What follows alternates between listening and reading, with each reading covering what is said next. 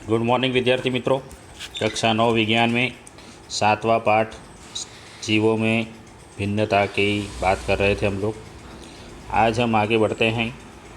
Animalia, इस वर्ग में यूकैरियोटिक बहुकोशिक और विषमपोषी जीवों को रखा गया है।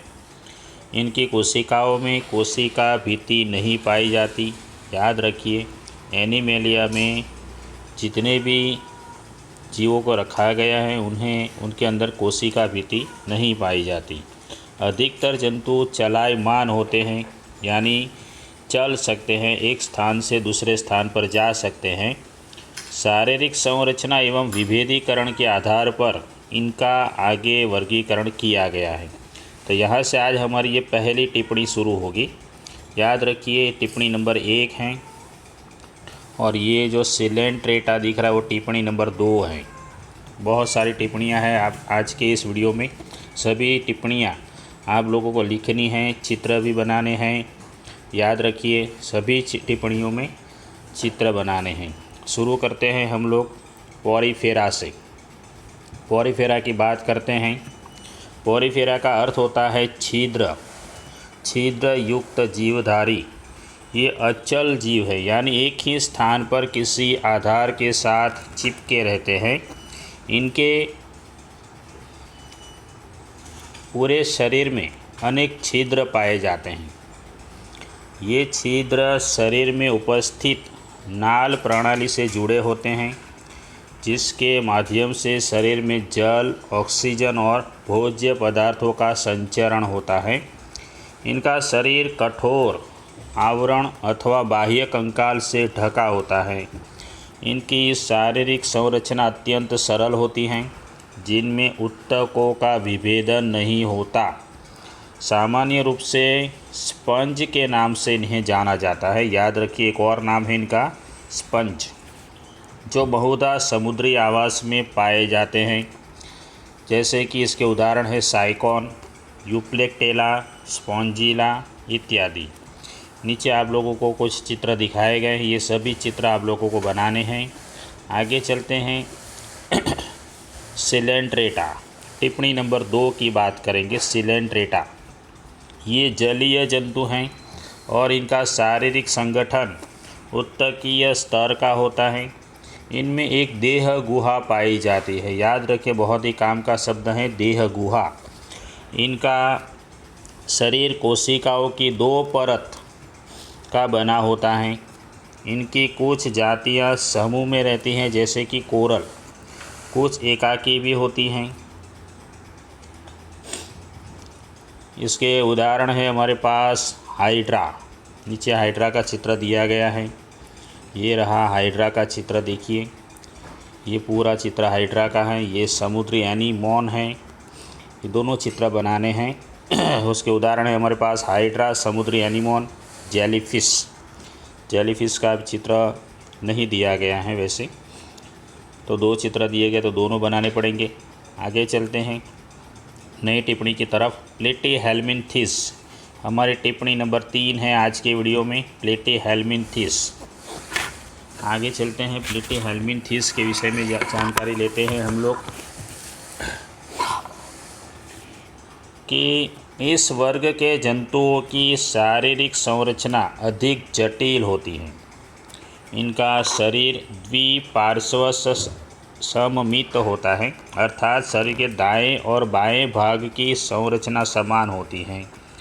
इनका शरीर त्रिकोरक होता है, अर्थात इनका ऊतक विभेदन 3 कोशिकीय स्तरों से हुआ होता है। इससे शरीर में बाह्य तथा आंतरिक दोनों प्रकार के स्तर बनते हैं। इनमें कुछ अंग भी बनते हैं। इनमें वास्तविक देह गुहा का अभाव होता है, जिसमें सुविकसित अंग व्यवस्थित हो सके। इनका शरीर पृष्ठधारीय एवं चपटा होता है, इसलिए इन्हें चपटे कृमि भी कहा जाता है। एक और नाम है इनका चपटे कृमि, क्योंकि इनका शरीर चपटा होता है। इनका उदाहरण है जैसे कि प्लेनेरिया, फिर लीवर फ्लूक, ये सभी परजीवी हैं और इसी प्रकार के प्राणी हैं प्लेटीहेल्मिन्थिस टिप्पणी नंबर 3 हो गई। आगे चलते हैं।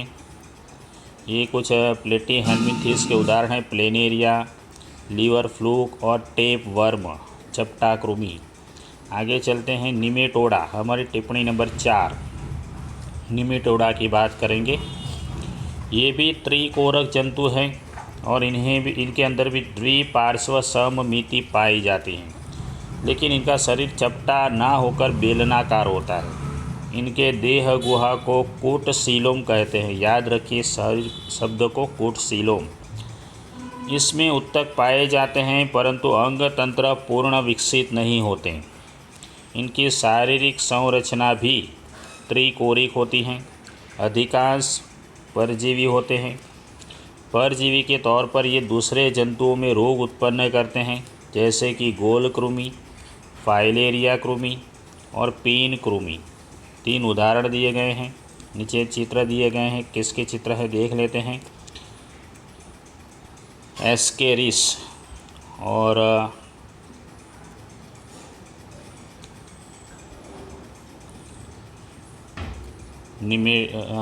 बुचेरेरिया, ऐसे कुछ उदाहरण हैं। ठीक है, आगे चलते हैं। हमारे 5वीं टिप्पणी है एनीलिडा। टिप्पणी नंबर 5 एनीलिडा की बात करेंगे।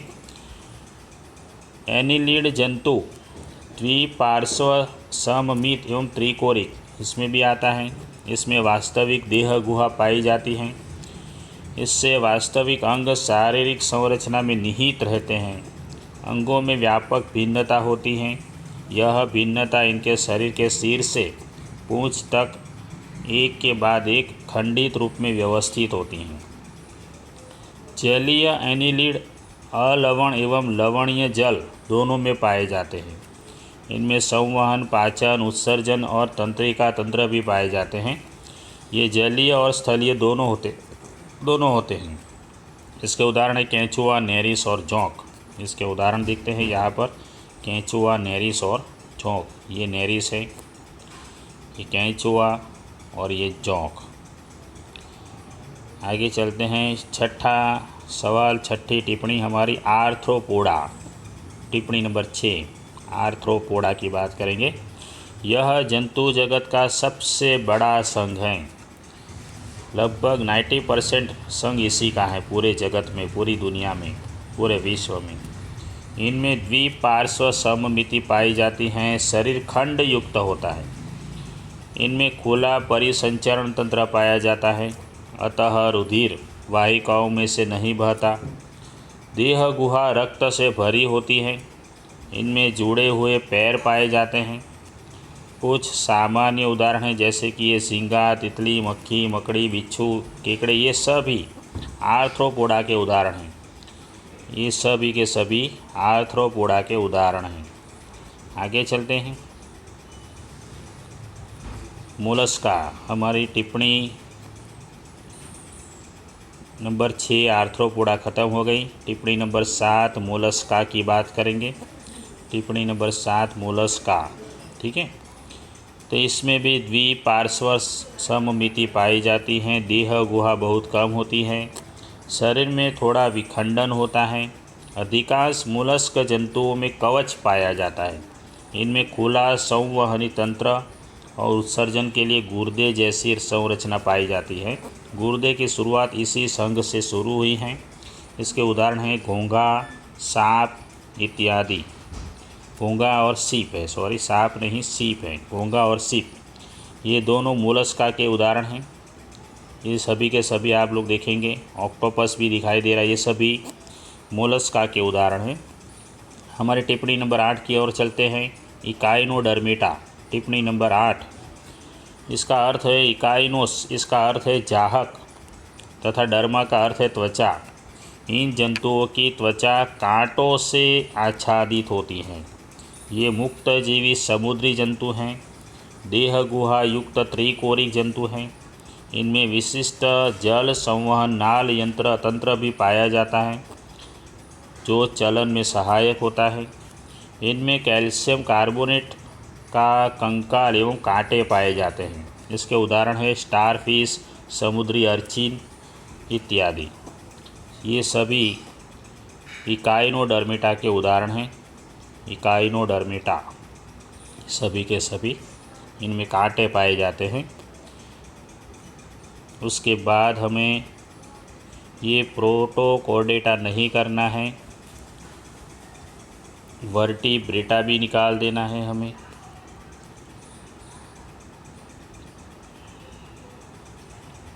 और ये भी साइक्लोस्टोमेटा भी निकाल दीजिए।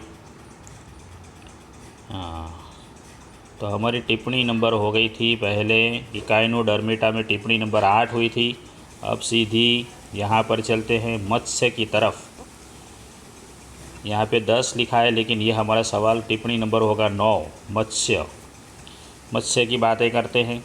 ये मछलियाँ हैं और जो समुद्र और मीठे जल दोनों जगह पर पाई जाती हैं। इनकी त्वचा पे सल्क अथवा प्लेटों से ढकी होती हैं। ये अपनी मांसल पूंछ का प्रयोग करते तैरने के लिए करती हैं। इनका शरीर धारा रेखीय होता है। इनमें श्वसन क्रिया के लिए क्लोम पाए जाते हैं और जल में विलीन ऑक्सीजन का उपयोग भी करते हैं। असमतापी होते हैं। इनका हृदय याद रखिए द्विकक्षीय होता है, अंडे देती हैं। कुछ मछलियों में कंकाल केवल उपास्थि का बना होता है, जैसे कि शार्क में। अन्य प्रकार की मछलियों में कंकाल अस्थि का बना होता है, जैसे कि ट्यूना और रोहू। तो ये बात हो गई मत्स्य की। हमारी टिप्पणी नंबर 9 थी, याद रखिए। अब हम चलते हैं टिप्पणी नंबर 10 की तरफ। टिप्पणी नंबर 10 हमारे पास हैं जल स्थलचर। टिप्पणी नंबर 10, यहाँ पर 10 लिखा हुआ है, वहीं लेंगे 10 नंबर जल स्थलचर की बात करेंगे। तो ये मत्स्यों से थोड़े भिन्न होते हैं, क्योंकि इनमें सल्क नहीं होती। इनकी त्वचा पर श्लेष्म ग्रंथियाँ पाई जाती हैं और हृदय होता है त्रिकक्षीय। इनमें बाह्य कंकाल नहीं होता, वृक्क पाए जाते हैं। श्वसन कहाँ से करते हैं, तो क्लोम अथवा फेफड़ों के द्वारा होता है। ये अंडे देने वाले जंतु हैं, अंडे देते हैं। ये जल तथा स्थल दोनों पर रह सकते हैं, जैसे कि इसके उदाहरण हैं मेढक, सैलेमेंडर और टोड। ये सभी प्रकार हो गए जल स्थल चर के। हमारी टिप्पणी नंबर थी 10। आगे चलते हैं टिप्पणी नंबर 10 के बाद टिप्पणी नंबर 11 सरीसृप की तरफ चलते हैं। टिप्पणी नंबर 11 की ओर चलते हैं, सरीसृप। ये असमतापी जंतु हैं। इनका शरीर सल्कों द्वारा ढका होता है। श्वसन फेफड़ों के द्वारा करते हैं। हृदय त्रिकक्षीय होता है, लेकिन मगरमच्छ का हृदय 4 कक्षीय होता है, याद रखना है आप लोगों को। इसमें वृक्क पाए जाते हैं। ये भी अंडे देने वाले प्राणी हैं। अंडे कठोर कवच से ढके होते हैं तथा जल स्थल चर की तरह इन्हें जल में अंडे देने की आवश्यकता नहीं होती। इसके उदाहरण हैं कछुआ, सांप, छिपकली और मगरमच्छ। ये टिप्पणी नंबर 11 हो गई हमारी सरीसृप। टिप्पणी नंबर 11 पक्षी की तरफ चलते हैं। टिप्पणी नंबर 12 पक्षी। 12 नंबर की टिप्पणी है पक्षी। तो पक्षी की बात करते हैं। टिप्पणी नंबर 12, ये समतापी प्राणी हैं। इनका हृदय 4 कक्षीय होता है। 2 जोड़ी पैर होते हैं। आगे वाले पैर उड़ने के लिए पंखों में परिवर्तित हो चुके हैं। शरीर परों से ढका होता है। श्वसन फेफड़ों द्वारा होता है। इस वर्ग में सभी पक्षियों को रखा गया है। सभी पक्षियों के नाम आप लोग जानते ही होंगे। ये सभी पक्षी वर्ग के प्राणी हो गए। टिप्पणी नंबर 12 हो गई। आगे चलते हैं टिप्पणी नंबर 13 की तरफ। स्तनपायी। टिप्पणी नंबर 13 स्तनपायी। ये भी समतापी प्राणी हैं और हृदय 4 कक्षीय होता है। ये वर्ग के सभी जंतुओं में नवजात के पोषण के लिए दुग्ध ग्रंथियाँ पाई जाती हैं। इनकी त्वचा पर बाल, स्वेद और तेल ग्रंथियाँ पाई जाती हैं। इस वर्ग के जंतु शिशुओं को जन्म देने वाले होते हैं। हालांकि कुछ जंतु अपवाद स्वरूप अंडे भी देते हैं, जैसे कि एकिडना, प्लेटिपस, कांगारू जैसे कुछ स्तनपायी में अविकसित बच्चे मार्सुपियम नामक थैली में तब तक लटके रहते हैं जब तक कि उनका पूर्ण विकास नहीं हो जाता। तो ये बात हो गई टिप्पणी नंबर 12 स्तनपायी की, इसके उदाहरण हो गए। उसके बाद ये जो दिख रहा है नाम पद्धति, ये नहीं करना है हमें। तो 12 टिप्पणियों के बाद आप लोगों को ये पूरा जो आप लोगों को चार्ट दिख रहा है, ये पूरा का पूरा चार्ट आप लोगों को दिख रहा है, यहाँ तक पूरा चार्ट आप लोगों को बनाना है, यहाँ तक का नोटबुक के अंदर 12 टिप्पणी और ये चार्ट, ठीक है। यहाँ पर हमारा पाठ ख़त्म होता है। फिर मिलते हैं अगले वीडियो में। याद रखिए आज आप लोगों को 12 टिप्पणियाँ और ये वाला आप लोगों को चार्ट बनाना है, ठीक है। ये चार्ट नोटबुक में बनाना है। इतना काम आप लोगों का होमवर्क का हो चुका। मिलते हैं अगले वीडियो में।